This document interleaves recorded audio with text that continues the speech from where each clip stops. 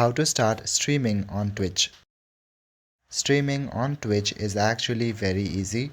Firstly, go to twitch.tv and log into your account. To stream, you will need a free software like OBS Studios.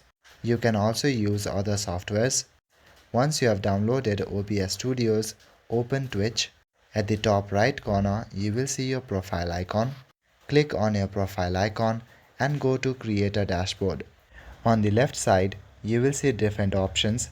Click on Settings. Then from the sub options, click on the option Stream.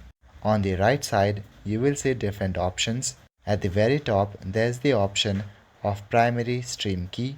This is very important as it connects your Twitch account to OBS Studios. Copy this stream code and open OBS Studios. In OBS, go to Settings. From the left side, click on Stream. By default, Twitch is selected, but you can click on the drop-down icon and select Twitch. Now select the option Use Stream Key. After that, paste your key on this box. When you do that, click on Apply.